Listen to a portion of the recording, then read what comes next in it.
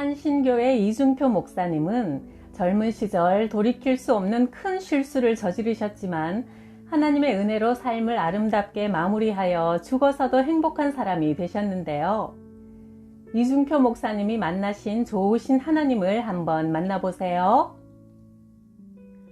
나는 1965년 한신대학을 졸업하면서 기도했다. 하나님, 저는 서울에서 큰 교회를 해서 하나님께 영광 돌릴 겁니다. 그러나 하나님은 나를 전라도 고부교회, 옥구교회 등 낙후된 시골로 보내어 10년간 혹독한 목회 훈련을 시키셨다. 그러던 어느 날 1976년 서울 신림동 관악교회에서 청빙이 왔다. 당시 300여 명이 출석하는 중형교회였다. 주님, 이제 이 종이 드디어 서울로 입성합니다. 이 종을 들어 크게 써주옵소서. 나는 아내와 함께 40일 작전기도에 들어갔다. 교회는 급속도로 부흥해 부임 6개월 만에 600명 성도로 배로 늘어났다. 그러자 마귀의 시험이 찾아왔다.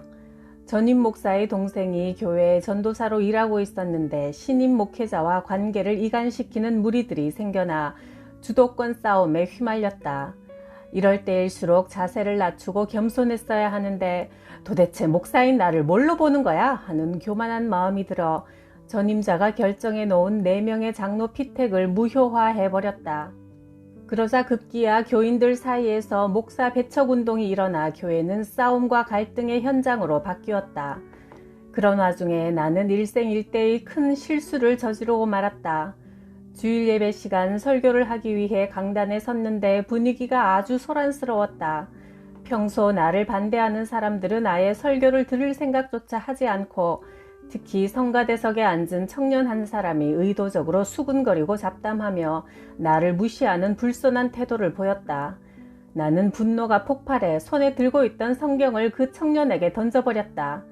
그런데 성경책은 애꿎게도 그 옆에 앉아있던 여학생의 이마를 때려 피가 흐르기 시작했다. 예배장은 아수라장으로 변했고 교회 부흥도 그 순간 멈추고 말았다. 나는 교인들로부터 경찰서에 고발당했고 강대상에서 끌려 내려오는 수치를 당해야 했다. 결국 나는 부임한 지 1년 3개월 만에 관악교회를 사임하게 되었다. 나는 아무 대책도 없이 가족을 데리고 거리로 내몰렸다. 목사가 예배 중에 강단에서 성경을 던지다니 참회의 눈물이 마르지 않았다. 나야말로 죄인 중에 괴수임을 깨닫게 되었다. 만일 관악교회의 실패가 없었다면 나는 큰 영적 교만에 빠져서 성공주의 목회를 지향하는 속물 목사가 되었을 것이다. 나는 청계산 기도원으로 올라가 6개월간 머물며 기도했다. 생활비 한 푼 받지 못하고 거리로 내쫓긴 신세라 밥을 공짜로 얻어먹을 수 있는 기도원을 찾은 것이다. 기도원 생활은 요나가 회개한 큰 물고기 뱃속이었다. 나는 청계산 중턱에 있는 바위 하나를 붙잡고 기도하기 시작했다. 영적으로 교만하기 이를 데 없는 나 자신을 내려놓고 탄식하며 회개했다. 당시 나는 교회를 부흥시키지 못하는 목사가 이상하게 보였다. 도대체 목회를 어떻게 하길래 교회가 매일 저 모양이야? 하고 동료 목회자들을 비판했었다. 그런데 정작 나는 예배 시간에 성경책을 집어던져 교인의 이마를 깨고 멱살을 잡혀 결국 교회에서 내쫓기는 목사가 되지 않았는가. 그제서야 나는 어려운 여건 속에서 묵묵히 목회하는 목사, 적은 수의 교인이지만 끝까지 교회를 지키는 목사는 참으로 위대하다는 것을 인정하게 되었다. 그렇게 철저히 회개하며 기도하던 어느 날 친구 이윤식 목사를 만나게 되었다. 신반포 지역이 한창 개발 중이니 비전이 있을 것이라며 개척교회를 하라고 했다. 그 무렵 아내가 이상한 꿈을 꾸었다. 우리 부부가 신반포 아파트 단지로 들어서자 경비 한 사람이 문을 열어주었고 그 안으로 들어선 내가 막대기로 문을 두드리자 양떼들이 쏟아져 나오더니 부쩍부쩍 살이 찌더라는 것이다. 아내와 함께 신반포를 찾아가서 둘러보니 넓은 땅에 아파트 공사가 한창이었다. 갑자기 내 가슴이 벅차올라 나도 모르게 거룩한 땅이라는 탄성을 지르며 그 땅에 무릎을 꿇었다. 내가 목회할 땅은 바로 이곳이다. 오 주님, 이곳으로 인도해 주셔서 감사합니다. 주님, 제가 어떤 교회를 개척하기 원하십니까? 성령께서 감동을 주셨다. 한국 민족을 신자화하라. 한국 민족의 신자화? 나는 교회 이름을 한신교회라 지었다. 반포에 세워진 아파트 입주가 시작된 시점에 1977년 6월 5일 신반포 1단지 어린이 놀이터에서 반포 한신교회 창립 예배를 드렸다. 아파트에서 시작한 가정교회가 곧 차고 넘쳐 시끄럽다는 민원으로 쫓겨날 처지가 되자 나는 청계산 기도원에 들어가 다시 금식하며 기도에 매달렸다. 상가를 얻으려면 최소한 500만 원의 전세금이 필요했다. 나는 솔로몬처럼 1000번의 기도를 드리기로 하고 성냥갑을 옆에 놓고 주님 500만 원만 주십시오 기도할 때마다 성냥 한 개비를 옮겨 놓으며 솔로몬의 1000번제를 흉내내기 시작했다.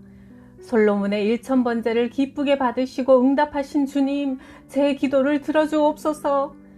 이렇게 밤새 성냥개비 1000번제가 끝나자 먼동이 터오는데 그때 하나님께서 말씀하셨다. 내가 너에게 무엇을 해주랴? 나는 지체 없이 외쳤다. 예, 주님의 몸된 교회를 세우려는데 돈이 없습니다. 500만 원만 주십시오. 그러자 응답해 주시리라는 감동이 몰려와 집으로 돌아와서 아내에게 그동안 무슨 전화가 없었냐고 물었다. 아무런 전화도 없었다고 하자 나는 지금부터 아파트 문을 활짝 열어두라고 했다. 아니나 다를까 오후 2시쯤 동신교회 서집사가 찾아와 말했다. 우연히 아파트 단지 입구에 세워둔 한신교회 간판이 보여서 한번 와봤어요. 그런데 목사님 좀 피곤해 보이시네요. 무슨 일 있어요? 나는 기다렸다는 듯 대답했다. 예, 어젯밤에 철야 기도를 했습니다. 왜요? 돈 500만 원이 없어서요. 그리고는 성냥개비 1000번째 이야기를 하자 서집사는 불쑥 안주머니에 손을 집어넣더니 봉투 하나를 꺼냈다. 목사님, 제가 사업자금으로 돈을 빌려오는 길입니다. 목사님 먼저 쓰십시오. 그렇게 기도가 응답되어 한신교회는 18평 상가교회로 확장했고 1998년에는 분당 한신교회를 완공하여 입당하게 되었다. 그 후 내가 전국에 직접 교회를 세우거나 개척을 지원한 교회는 100여 교회에 이른다. 나는 고등학교 시절 18세에 영양실조로 폐결핵을 앓았다. 피를 토하며 쓰러질 지경인 3기에 이르자 죽기를 작정하고 수면제를 구입했다. 그런데 약을 입에 털어 넣으려 하면 무서운 환상이 떠올랐다. 불꽃 속에서 해골이 아우성치며 고통스러워하는 지옥의 환상에 소스라치며 멈추기를 3일 동안 계속했다. 중학교 3학년 때 교회 다니는 친구가 내게 예수 믿으라고 전도하며 누가복음이라는 작은 쪽복음을 건네주었다. 평소 책 읽기를 좋아한 나는 그 작은 책자를 단숨에 읽었는데 누가복음 16장의 부자와 거지 나사로 이야기가 마음에 강하게 남았다. 그 이야기를 읽으면서 나는 죽어서 절대로 지옥 가면 안 되겠구나 하고 두려운 생각을 하게 되었다. 이것이 계기가 되어 스스로 목숨을 끊겠다는 생각을 단념하고 교회를 찾게 되었다. 날로 죽어가는 나를 안타깝게 여긴 친구가 이웃마을에서 열리는 부흥회로 인도했다. 부흥회에서 혹시 네 병이 나을지도 모르잖아 라는 친구의 권고에 귀가 솔깃해진 나는 시별이 떨어진 상서교회를 찾았다. 교회에 처음 간 그날 내가 처음 들은 말씀이 마태복음 11장 28절이었다. 수고하고 무거운 짐진 자들아 다 내게로 오라. 내가 너희를 쉬게 하리라. 나는 그 말씀 앞에 그대로 엎드렸다. 예수님, 폐병이라는 무거운 짐을 진 자가 여기 왔습니다. 이 병을 고쳐주시고 저를 살릴만 주신다면 이 몸을 주님께 바치겠습니다. 부흥회가 끝난 후에도 매일 새벽 기도를 계속 다녔다. 6개월 후 폐의 구멍이 막히고 각혈이 멈췄다. 병은 거짓말처럼 깨끗이 나았다. 그동안 약을 먹어도 차도가 없던 병이 맑은 새벽 공기 속에서 부어주신 하나님의 은혜로 깨끗하게 나아버렸다. 나는 하나님께 약속한 대로 신학을 공부하여 목사의 길을 걷게 되었다.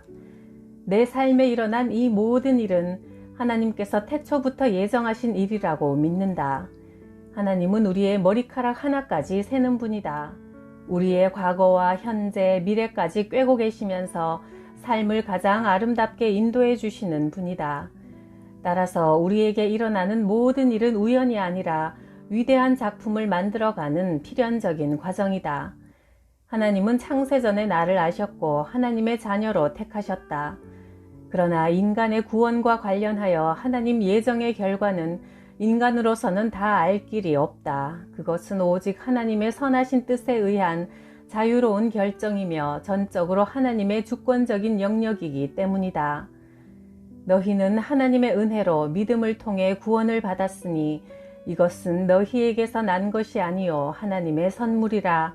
에베소서 2장 8절. 하나님이 미리 아신 사람들을 택하셔서 자기 아들의 형상과 같은 모습이 되도록 미리 정하셨으니 하나님은 이미 정하신 사람들을 부르시고 그들을 의롭게 하시고 또한 영화롭게 하셨다. 로마서 8장 29, 30절. 나는 2004년 8월 서울 아산병원에서 이승규 박사의 집도로 14시간에 걸쳐 담과 난 수술을 받았다. 암세포가 퍼져 있는 담관과 간의 40%를 절제하는 큰 수술이었다. 교인들은 세 팀이 하루씩 40일 금식 기도를 하며 신유의 은혜를 간구했다. 나를 사랑하는 이들이 지금까지 살아온 세월에 히스기야 왕처럼 여생 15년을 더하여 80의 수완을 누리라고 기도했다. 그러나 나는 성경을 펴들고 히스기야가 연장받은 15년 시간 동안 진정으로 하나님께 영광이 되었는지 자세히 살펴보았다. 그러나 히스기야는 생명을 연장받은 다음 교만해졌고 하나님의 은혜에 보답하지 못했다. 병이 나은 후 2년 만에 아들 므낫세를 낳았으나 양육에 실패했다. 왕위를 이을 후계자를 얻은 마음에 들떠서 그 아들을 너무나 애지중지하다가 하나님과의 관계를 잊어버렸다. 그는 아들에게 신앙의 바른 모범을 보이지 못했고 므낫세가 아버지의 뒤를 이어 왕위에 오르자 그는 아버지가 패했던 산당을 다시 세워 백성을 우상 숭배의 길로 이끌었다. 이스라엘의 왕들 중 가장 악한 왕이 되어 하나님의 마음을 근심하게 했다. 단순히 생명을 연장하는 것 자체로 하나님께 영광이 되는 일은 아니었다. 무엇보다 히스기야는 병에서 회복된 후 축하차 방문한 바벨론 왕의 사절단들에게 국고에 있는 보물을 보여주며 자랑하는 어리석음을 범하여 훗날 모든 보물을 바벨론에게 빼앗기는 비극을 초래했다. 오래 살면서 죄를 더하는 것보다 조금 일찍 세상을 떠나 하나님의 영광을 가리지 않은 편이 좋을 수도 있다. 죽고 사는 것이 문제가 아니다. 병 고치고 더 살아도 자신을 위해 살면 헛된 인생일 뿐이다. 그래서 나는 살아도 주를 위해 살고 죽어도 주를 위해 죽기를 기도했다. 주님을 사랑합니다. 주님과 함께 천국에 있기를 원합니다. 저를 데려가 주옵소서.